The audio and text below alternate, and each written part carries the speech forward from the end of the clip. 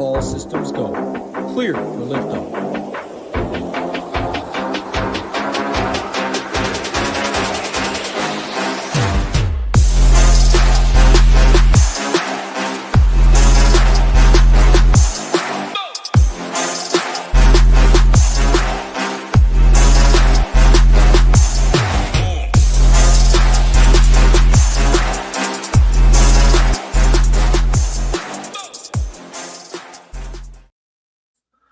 Hello and welcome to this weekend's NASCAR Quick Hit here at SHIPIT Nation. I am Eric, also known as TheGame on Discord, and tonight we are breaking down the FireKeepers Casino 400 taking place at the Michigan International Speedway. As always, please go ahead and hit that subscribe button, and please rather hit that like button and hit that subscribe button if you haven't already, as it really does go a long way in helping us with the YouTube algorithm. This weekend at the Michigan International Speedway, we have roughly 140 Dominator points up for grabs, and almost as always, we will want to target those points. And this weekend, I am recommending at least 2 Dominator plays per lineup. Before we break down the starting lineup, let's go ahead and discuss practice. And truthfully, practice wasn't all that crazy. There were 3 separate drivers who did have tire failures. SVG, Shane Van Gisbergen, Ryan Blaney, and Tyler Reddick. However, those tire failures were not catastrophic. They did not, the cars did not receive heavy damage, and each of those drivers did successfully make qualifying runs. So while those 3 drivers did have flat tires, I don't consider them catastrophic. And I really don't think we will see a lot of tire incidences tomorrow, hopefully, knock on wood. However, because of those flat tires in the practice session, particularly in Group 2, you will see that the Group 2 drivers didn't really get a chance to make a really long run, as opposed to the Group B drivers versus the Group A drivers. And that is because they took forever getting Ryan Blaney's car off of the racetrack. Like, I ran the mile longer or faster in high school than it took these guys to get Ryan Blaney's car off of the track. And I'm a fat kid. So yeah, like, it was ridiculous watching them try to get this car off of the track. But again, like I mentioned, they were not catastrophic failures. The cars did not get damage. And they should be okay for the race on Sunday. Other than that, nothing else to really talk about as far as practice goes. Kyle Busch did not self-spin this week. That was nice. And other than that, the majority of the faster cars were in Group B, but there were a couple of Group A standouts. All right, let's go ahead and do a quick breakdown of the starting lineup of the FireKeepers Casino 400. And starting on pole for the 3rd week in a row is Chase Briscoe.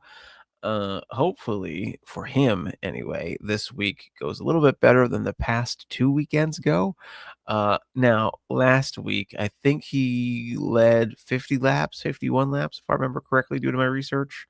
And finished 17th, while 2 weeks ago in Charlotte, he led a whole 1 lap and finished 3rd. So what will we see out of Briscoe on Sunday? Who knows? 2nd place, Kyle Busch. I would love to consider him a Dominator play this week. But truthfully, that 2nd place qualifying effort came out of nowhere. He was not fast in practice. Has had a really tough run of luck recently, meaning all season. So this 2nd place qualifying effort, in my opinion, came out of nowhere.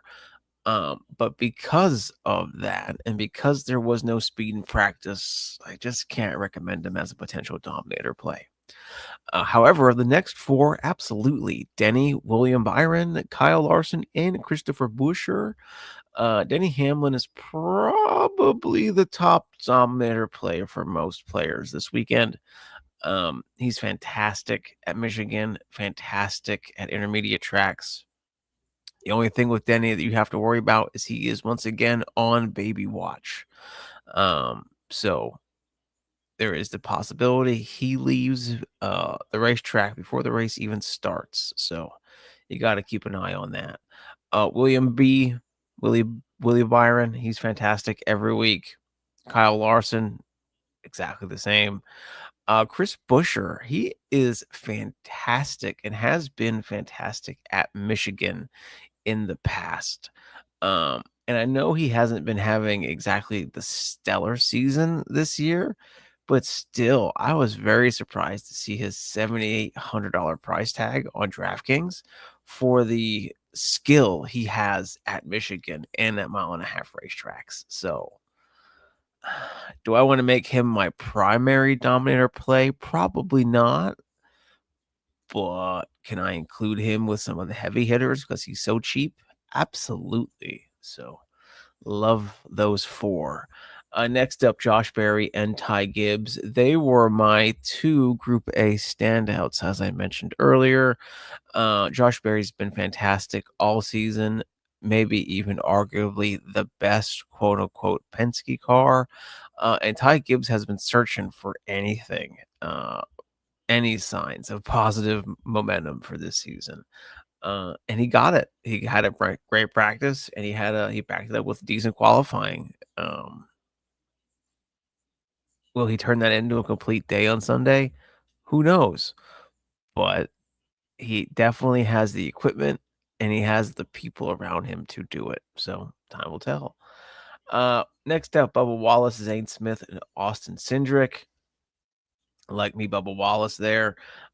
Zane Smith, I can't get into starting 10th. I see him finishing 20th on back, and as a 10th place starter, that's not good. Austin Cindric, he's Team Penske. And one thing I forgot to mention is that the manufacturer Ford has absolutely asserted dominance here at Michigan. They have won 9 of the last 10. 9 of the last 10 races here at Michigan have been won by a Ford. So something to think about. Next up, Tyler Reddick and Ryan Blaney. Love both of these plays.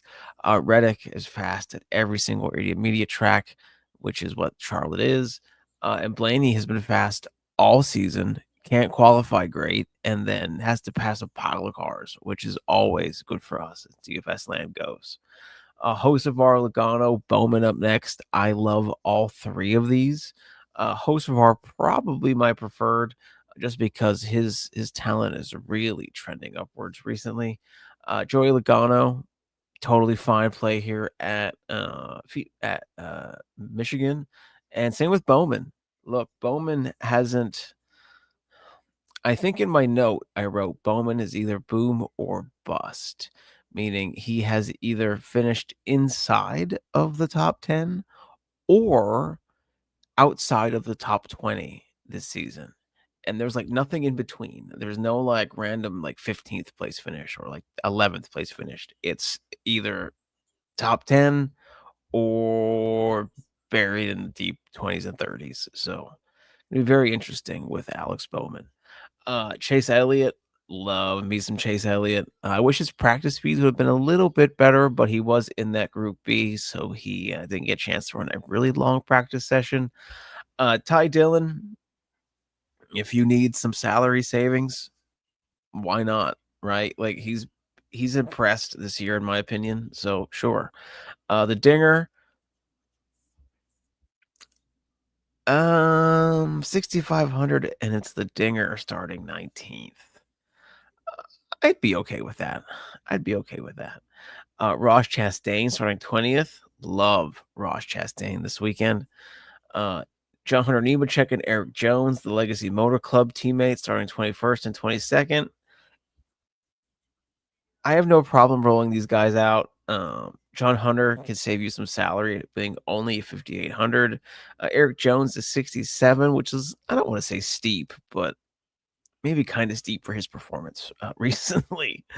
Ryan Preece and Cole Custer up next. Give me Ryan Preece every day, all day over Cole Custer. Christopher Bell, he will be probably fairly chalky.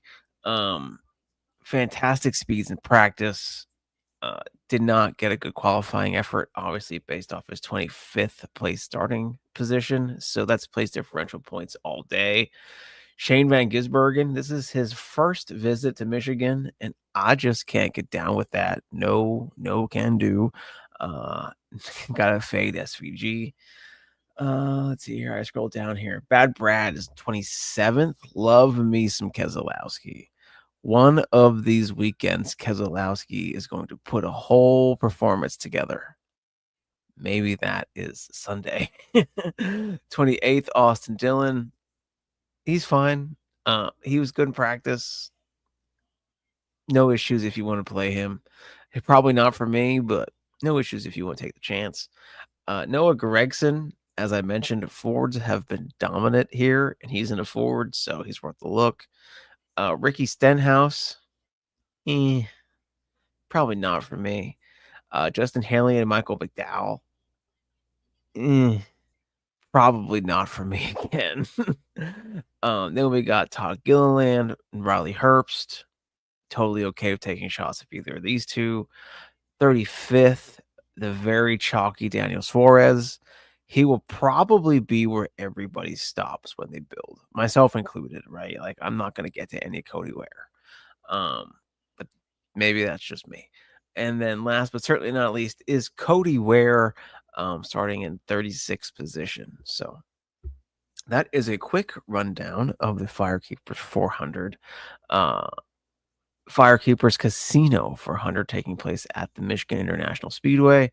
And like I mentioned, between 1 and 2 Dominators per lineup, and that's between Briscoe, Hamlin, Byron, Larson, Busher, Reddick, Blaney, and then some choice PD plays. So to me, it's a fairly straightforward slate. We don't have any surprises as of now. Thank goodness. Knock on some wood. So yeah, that's it for me. That's all I have for my notes. As always, I have projections to finish and ownership to finish once the odds are finalized on the books. So expect those to be finished probably very early on Sunday morning. And as always, if you have any questions concerning the slate, please feel free to tag me, as I'm always around to answer them. And as always, let's ship it.